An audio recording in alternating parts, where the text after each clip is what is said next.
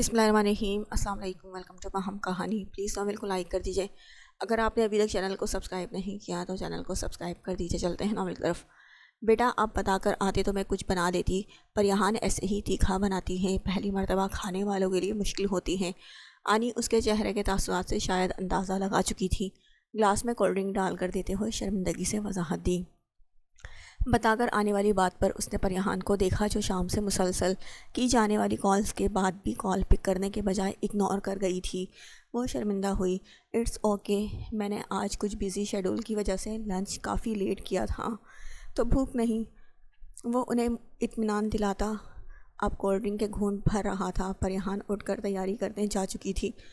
واپس آئی تو ایک پشتون روایت کا ڈارک براؤن خوبصورت سا فراک پہن رکھا تھا، گھٹنوں سے ذرا نیچے جاتا گھیرا تھا۔ یہ ڈریس مرحا نے شادی کے گفٹ کے طور پر اسپیشل بنوا کر دیا تھا، سائز اسی کا تھا، اس لیے زیادہ اچھا لگ رہا تھا۔ ہلکا سا میک اپ کیے وہ بہت پیاری لگ رہی تھی۔ خانزادہ نے ستائشی نظر سے اسے دیکھا تھا۔ خانی بیگم کی دی سفید کڑھائی والی چادر پہن کر وہ اس بار اس کے کہنے سے پہلے ہی ویسے تیار ہوئی جیسے ہونا چاہیے تھا۔ وہ اوپن کچن میں کھڑا برتن دھو رہا تھا۔ ٹراؤزر شرٹ پہنے رف سے حلیے میں منہ بنا بنا کر کام کرتا عیسیٰ بری طرح بیزار تھا۔ اپنے گنے چنے برتن دھونا بھی اس کے لیے کسی عذاب سے کم نہیں ہوتا تھا۔ برتن دھو کر شیلف کپڑے سے صاف کر کے گیلا پن ختم کیا اور ڈور بیل ہونے پر فریج کھول کر کوک کا کین نکال کر باہر نکلا اور ڈور کھول کر ڈلیوری بوائے سے پیزا لے کر لاؤنج میں صوفے پر پھیل کر بیٹھ گیا۔ سامنے لگی لارج سائز LED پر انگلش مووی لگا کر کوک کے ساتھ پیزا کھاتا وہ پرسکون سا بیٹھا تھا۔ مووی لگا کر اب دیکھ کم اور سن زیادہ رہا تھا۔ آئرہ یونی میں کچھ دن سے روزانہ بلا ناغہ ہائی ہیلو کرنے آتی تھی۔ وہ جانتا تھا وہ عیسیٰ کو اپنا عادی کرنا چاہ رہی ہے۔ وہ کافی سکون سے اپنا کام کر رہی تھی۔ اسے سوچتا بے ساختہ ہنسا، پاگل لڑکی، اگر ڈیلی ملنے سے عادتیں بنا کرتی تو میں یونی کے پروفیسرز کو بھی اپنے گھر شفٹ کر لیتا۔ یہ لڑکیاں بھی نا۔ سر جھٹک کر کوک کا گھونٹ بھرتا موبائل پر آتی کال کی طرف متوجہ ہوا۔ ہیلو۔ کان میں ایئر بڈ لگا کر وہ سوالیہ انداز سے بولا کیونکہ نمبر انجان تھا۔ السلام علیکم موسیٰ لالا، میں پلوشے بات کر رہی ہوں۔ پلوشے کی مدھم جملے پر وہ چونکا، جلدی سے ریموٹ اٹھا کر مووی میوٹ کی۔ گلا کھنکار کر لہجے میں بھاری پن پیدا کیے وہ بس اتنا ہی بولا۔ اس کی اور موسیٰ کی آواز میں بس اتنا ہی فرق تھا۔ موسیٰ کی آواز اس کی نسبت بھاری تھی۔ لالا، وہ گھر والے میرا آپ کے ساتھ رشتہ کرنا چاہتے ہیں، میں راضی نہیں ہوں۔ مورے میری بات نہیں مان رہی اور سختی سے منع کیا ہے خانزادہ لالا سے یہ بات نہ کروں، آپ انکار کر دیں، میں شادی نہیں کر سکتی۔ اس کے جملوں پر عیسیٰ سیدھا ہو کر بیٹھا، چہرے پر سنجیدہ تاثرات ابھر آئے۔ کیوں نہیں کرنی، وجہ بتاؤ۔ وہ یکدم سنجیدہ سپاٹ لہجے میں بولتا پلوشے کو گھبراہٹ میں مبتلا کر چکا تھا۔ جب آپ نے انکار کر کے کہیں اور شادی کی تھی تو کیا مجھے وجہ دی تھی؟ پلوشے کے گھبرائے ہوئے لہجے میں بھی بولا جانے والا اتنا با اعتماد جملہ عیسیٰ کو حیران کر گیا۔ یہ وجہ ہی تھی کسی اور سے شادی، اب تم وجہ بتاؤ۔ اطمینان سے صوفے کی پشت سے ٹیک لگاتا وہ پیزا اٹھا کر کھانے لگا۔ وہ تیزی سے بولتی یکدم چپ ہوئی۔ عیسیٰ کی آنکھیں پھیل گئیں۔ مجھے بھی کسی اور سے شادی کرنی ہے، اب معاملہ اس کی سمجھ میں آ رہا تھا۔ تم نے نمبر کہاں سے لیا میرا؟ وہ بات بدل گیا۔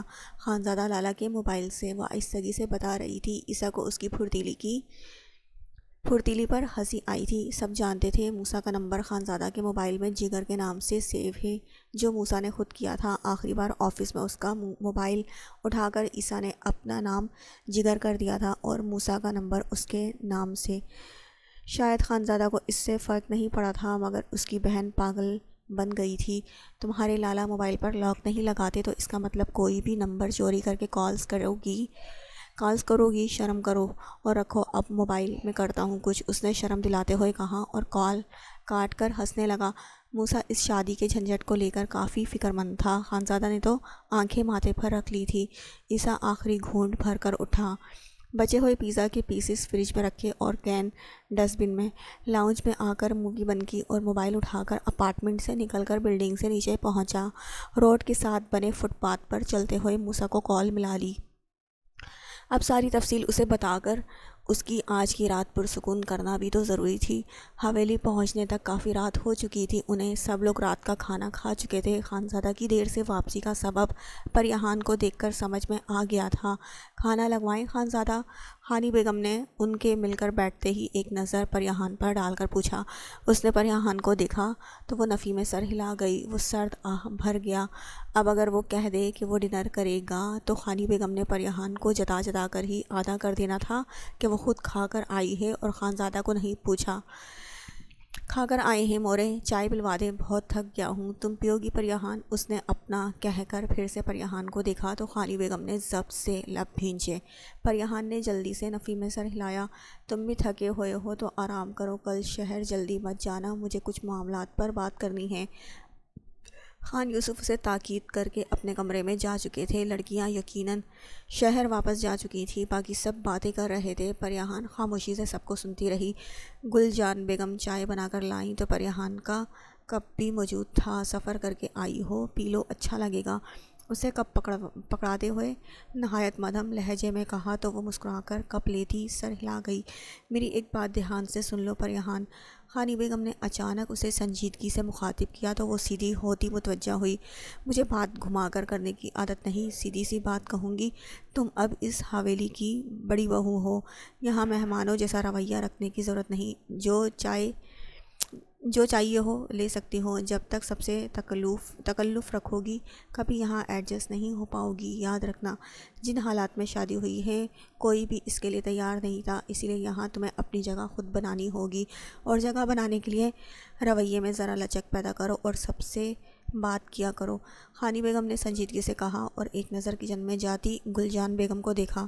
وہ دیکھ رہی تھی پہلے روز سے پریحان صرف ان کے ساتھ ہی ہنستی مسکراتی ہے۔ تبھی ڈھکے چھپے الفاظ میں جتا دیا، جی میں کوشش کروں گی۔ وہ سر جھکا کر کپ کو گھورتی آہستگی سے بولی اور ایک چور نظر خانزادہ پر ڈالی جو چائے پیتے ہوئے اپنے چچا سے بات کر رہا تھا۔ وہ خاموشی سے چائے کی چسکیاں لیتی واقعی سکون محسوس کر رہی تھی۔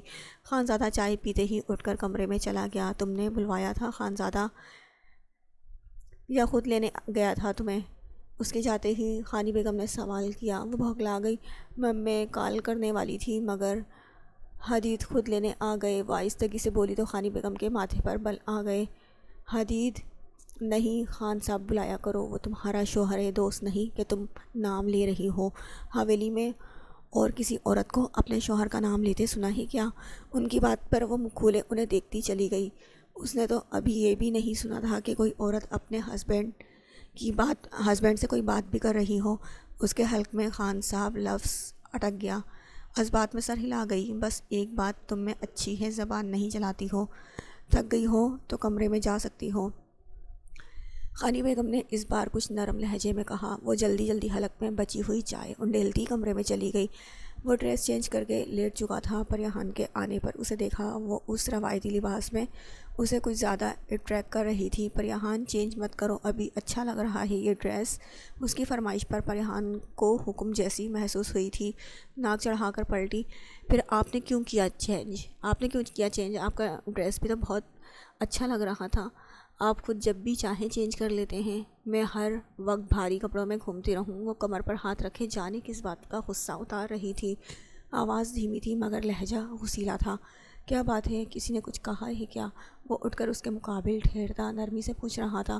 اگر میں آپ کے گھر والوں کی شکایت لگاؤں تو کیا آپ یقین کر لیں گے، ان کو ڈانٹیں گے؟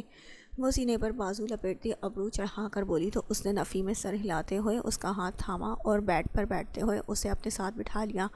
تمہیں یہاں کے طور طریقے سکھانے کے لیے مورے کا انداز تھوڑا سخت ہے، مگر اس کا مطلب یہ بالکل نہیں کہ وہ تمہیں ناپسند کرتی ہیں۔ گھر میں نئے انجان فرد کو اچانک سے قبول کرنا سب کے لیے مشکل ہوتا ہے۔ وہ لوگ نہیں جانتے تم کس قسم کی لڑکی ہو، تمہاری عادات کیسی ہیں۔ جب وہ جان جائیں گے اور جب تم یہاں کے طور طریقے سیکھ جاؤ گی پھر سب ٹھیک ہو جائے گا۔ وہ نرمی سے اسے سمجھا رہا تھا۔ پریحان تھوڑی ڈھیلی پڑی۔ آج خانی بیگم نے بھی اس کی کم بولنے والی خوبی کا اعتراف کیا تھا۔ اسے حدید کی بات پر یقین آنے لگا۔ واقعی سب ٹھیک ہو سکتا تھا اگر وہ کچھ صبر کریں۔ میں آپ کو خان صاحب کیسے کہوں گی، یہ عجیب لگتا ہے۔ بے چارگی سے بولتی وہ اسے ہنسنے پر مجبور کر گئی۔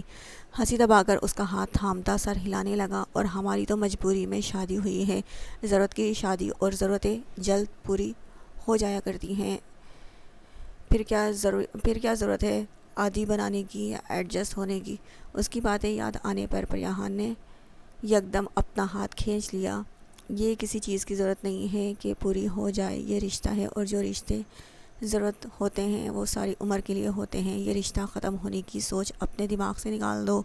اس کا ہاتھ پکڑ کر اپنی طرف کھینچتے ہوئے وہ سنجیدگی سے بولتا، اس کے گرد حصار قائم کر گیا۔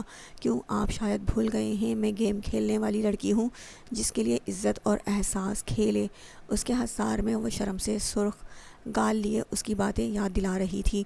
وہ باتیں پریہان کے اندر ابھی بھی گڑی ہوئی تھی۔ کوئی بات نہیں، میرے لیے رشتے اور احساس کھیل نہیں ہیں، اور میں تمہیں بھی ایسا بنا دوں گا۔ وہ مسکرا کر بولتا، اس پر جھکا اور سرخیاں چھلکاتے رخساروں کو چھوا۔ اس کے لمس پر پریہان کا دل پھڑ پھڑایا تھا۔ لرزتی ہوئی اس کے حصار توڑنے کی ناکام کوشش کرنے لگی۔ کیا ہوا؟ دور کیوں ہوتی ہو؟ میں نے دنیا کے لیے تمہیں وائف نہیں بنایا، میں دل سے اس رشتے کو قبول بھی کر چکا ہوں۔ اس کے کندھوں سے ڈھلکتے نرم بالوں کو سمیٹ کر وہ جس لہجے میں بولا، پریہان ساخت سی اسے دیکھنے لگی۔ نہیں، میں نے قبول نہیں کیا یہ رشتہ، مطلب پریہان ہکلا کر بولتی۔ بری طرح سے گھبرا چکی تھی، دل اتنی شدت سے دھڑک رہا تھا کہ اسے لگا آج پھٹ ہی جائے گا۔ بھینچی ہوئی مٹھیاں پسینے سے بھیگ چکی تھی۔ خانزادہ نے بغور اس کا چہرہ دیکھا۔ کیا تمہیں گھر والوں نے فورس کیا تھا اس شادی کے لیے؟ اس نے پیچھے ہوتے ہوئے سوال کیا۔ پریہان پریشان ہو گئی، شاید وہ غصہ ہو رہا تھا۔ پریہان ریلیکس ہو کر مجھے بتاؤ، کیا فیملی نے فورس کیا تھا تمہیں؟ خانزادہ نے فاصلہ قائم کر کے نرمی سے سوال دہرایا۔ میں شادی کے لیے تیار نہیں تھی، مینٹلی پریپیئر نہیں تھی۔ ایکس فیانسی نے اچانک ہی شادی کا کہا اور پھر خود ہی انکار کر دیا۔ میں ابھی اسٹڈیز کرنا چاہتی تھی، کسی سے بھی شادی نہیں کرنا چاہتی تھی۔ وہ سر جھکا کر بولتی، ہاتھوں کو آپس میں مسل رہی تھی۔ خوف تھا وہ برا نہ مان جائے، مگر یہی سچ تھا جو کہہ رہی تھی۔ اوکے ریلیکس، تم پر کوئی پریشر نہیں، جاؤ چینج کر لو۔ وہ اس کی پریشانی سمجھ کر خوش دلی سے بولا تو پریہان نے حیرت سے اسے دیکھا۔ جب سے مل رہی تھی اس کے مزاج پر حیران ہو رہی تھی۔ وہ مزاج میں بہت لچک رکھتا تھا، شاید اسے یہ بات بری لگی ہو، مگر وہ اس بار بھی ظاہر کیے بنا نرمی سے بات ختم کر گیا۔ پریہان جلدی سے اٹھ کر ڈریسنگ روم میں بند ہو گئی۔ جب نکلی تو لائٹس آف تھی۔ دبے پاؤں بیڈ کے پاس جا کر اپنے لیے تکیا اور چادر اٹھائی۔ بیڈ پر سو جاؤ پریہان، تم نے کہہ دیا، میں نے سمجھ لیا، اتنی بے اعتباری اور احتیاط کی ضرورت نہیں۔ اس کے پلٹنے سے بھی پہلے وہ بولا تھا۔ پریہان شرمندہ ہوتی دوبارہ دونوں چیزیں رکھتی کنارے پر جا کر سونے لگی۔ تاریکی میں اس کی حرکات کا جائزہ لیتے خانزادہ نے مسکرا کر بازو بڑھایا اور اسے کھینچ کر اپنے حصار میں لے لیا۔ پریہان کا دل دھک سے رہ گیا۔ وہ اسے کیسے سمجھاتی، اس کی غربت سے پریشانی ہوتی ہے۔ اس کی ہتھیلیاں پسینے سے بھیگنے لگی تھی۔ اس کے پرفیوم کی خوشبو اعصاب پر سوار ہو رہی تھی۔ وہ آنکھیں میچ کر اس کے سینے میں منہ چھپائے پڑی تھی۔ اسے لگتا تھا وہ اس کی حالت سے ناواقف ہے۔ وہ غلط تھی، وہ سب سمجھ رہا تھا۔ اس کے نازک وجود کو خود میں سمیٹے اس کی دل کی تیز دھڑکن سے لے کر لرزش تک وہ سب جانتا تھا۔ اسے وقت دینا تھا، مگر ایسے نہیں کہ وہ دور رہ کر محبت ہی نہ کرے۔ وہ اسے اپنی محبت میں بھی مبتلا کرنا چاہ رہا تھا، اس کا خیال رکھ کر، اسے قریب رکھ کر۔ خانزادہ حدید کے لیے یہ رشتہ عمر بھر کا تھا اور وہ اس میں علیحدگی کی کوئی گنجائش نہیں چھوڑنا چاہتا تھا۔ میں تم سے محبت کروں گا اور تمہیں بھی اپنی محبت میں مبتلا کروں گا پریہان، مجھے تم سوٹ کرتی ہو۔ سرگوشی میں بولتے ہوئے وہ جھک کر اس کے سر پر لب رکھتا سکون سے آنکھیں بند کر گیا۔ گلجان بیگم کچن میں دوپہر کا کھانا تیار کروا رہی تھی۔ پریہان حویلی میں بے وجہ یہاں وہاں گھومتی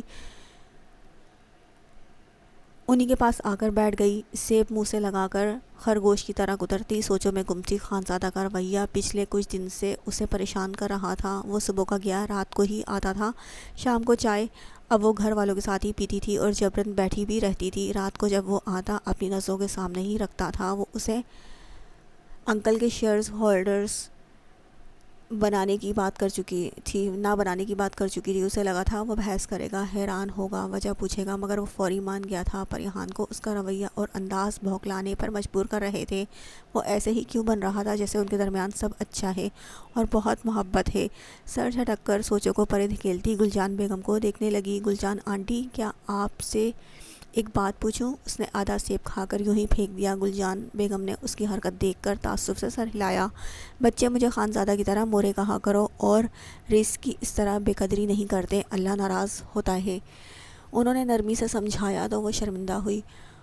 ओके मोरे, मेरी यूँ आधा खा कर फेंकने की बहुत बुरी आदत हो गई है। मेरी देखा देखी पूर्वा भी ऐसे करने लगी है। आपको पता है मेरी फ्रेंड्स मिरहा को भी मेरी ये आदत सख्त नापसंद है। वो मिरहा और पूर्वा का जिक्र करती उदास हो गई। अच्छा ये बताओ क्या पूछना है, उन्होंने नरमी से सवाल करते हुए उसका मूड अच्छा करना चाहा। आपको पता है खानी बेगम ने मुझे मोरे बुलाने पर सख्ती से टोका और कहा, खानी बेगम बुलाया करो, वो तो मुलाजमाएँ बुलाती हैं, उनको इसका क्या मतलब हुआ भला। उसने दिल गिरफ्तगी से बताया तो गुलजान बेगम का दिल दुखा था। वो जानती थी अनचाही है वो, उसे हवेली में मेहमान ही समझा जा रहा है। क्या आप भी मेरी तरह नापसंद हैं सबको? आपकी भी मेरी तरह शादी हुई थी मोरे? अगर ऐसा है तो क्या मैं आपकी तरह किचन तक महदूद हो जाऊंगी? मुझे ये सब काम भी नहीं आते हैं और मैं ये सब बर्दाश्त भी नहीं कर सकूंगी। पर यहाँ का खौफ लबों पर आ ही गया था। नम आंखों में सरासिमगी लिए पूछ रही थी। वो बच्ची नहीं थी, सब देख भी रही थी और हवेली की दूसरी बहुओं की निस्बत उसके साथ रखा जाने वाला अजनबी रवैया भी उसे महसूस हो रहा था। अल्लाह ना करे बच्चे, तुम कुछ नहीं जानती, तुम मेरी तरह नहीं हो। मैं अभी तुम्हें ये फ़र्क नहीं बता सकती, मगर इतना याद रखना, तुम्हारे साथ तुम्हारा शौहर है।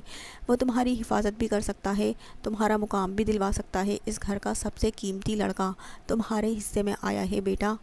वो वाहिद है जो नाराज़गी मोल लेकर भी इंसाफ और हक़ की बात करने की हिम्मत रखता है। गुलजान बेगम ने उसकी बातों पर तड़प कर उसे सीने से लगाकर समझाया। पर यहाँ उनके गिर्द बाजू बांधती उदास सी उनके हसार में बैठी थी। गुलजान बेगम, आपको खानी बेगम ने बुलवाया है और छोटी दुल्हन आपको खानी बेगम ने कहलवाया है। अच्छे से तैयार होकर बाहर आएँ, हाशिम खान साहब के घर वाले आए हैं। मुलाजमा ने किचन में दाखिल होकर कहा। मनाल पर यहाँ चौंक कर सीधी हुई। जी छोटी दुल्हन, मनाल बीबी भी आई हैं। मुलाजमा ने सर हिलाकर कहा। पर यहाँ उठकर कमरे की तरफ भागी। शादी के बाद आज पहली बार मनाल आई थी उससे मिलने। गुलजान ठंडी आह भरकर खानी बेगम के पास गई जो मेहमानों के लिए मेनू बताना चाहती थी। पर यहाँ ने अपनी वार्डरोब में ड्रेसेस देखे। उसके घर से आए सब ड्रेसेस वैसे ही थे जो देख कर ही हदीद का पारा हाई हो जाता था और खानी बेगम के दिए हुए खुले मलंगों जैसे कपड़े उसका मुंह उतर गया। बददिली से ब्लड रेड कलर का फ्रॉक उठाया, जाकर शावर लिया और ड्रेस पहनकर हल्का सा मेकअप करने लगी। खानी बेगम के दिए कंगन और खानजादा की नफीस चहन पहन रखी थी। बालों को खुश करके कैचर लगा लिया। पलट कर दुपट्टा उठाया और कंधे पर रखकर दरवाजे की तरफ मुड़ती चौंक कर रुकी। मनाल दरवाजे में ही ठहरी थी। चेहरे पर संजीदगी थी। कमरे में अंदर की जानिब कदम बढ़ाती वो चारों अतराफ नज़र दौड़ा रही थी। शानदार नहायत बड़ा कमरा जिसका पेंट स्काई ब्लू और वाइट कॉम्बिनेशन में था। आलीशान फर्नीचर क्रीम कलर का और भारी पर्दे और बेड की चादर से लेकर सोफ़ों तक की नरमी सब येलो ब्लू कलर का था। कमरे की सेटिंग और कलर स्कीम आंखों को ठंडक बख्शने वाली और रोशन थी। मनाल पुरयाहान ने आहिस्तगी से डरते डरते पुकारा। आज पहली बार ये रूम देख रही हो? मुझे लगा था रुखसत होकर आऊँगी तो देखूँगी, किस्मत देखो आज अपनी दोस्त से मिलने इसी कमरे में आना पड़ा। मनाल ने बेड की साइड टेबल पर पड़ी खानज़ादा की तस्वीर को देखते हुए कहा। पर यहाँ उसे देखती रही। मनाल, I am sorry, trust me, मुझे नहीं पता था किससे शादी हो रही है। पर यान ने धीमे लहजे में वजाहत दी। मनाल की हसरत पर वो शर्मिंदा हो रही थी। अब तो जानती हो ना, क्या छोड़ सकती हो उसे मेरे लिए? मनाल उसके सामने आकर रुक गई। आज उसके लहजे में ना नफ़रत थी ना ही अजनबियत। सपाट चेहरा, सपाट लहजा। उसके सवाल पर रेहान साख्त सी खड़ी रह गई।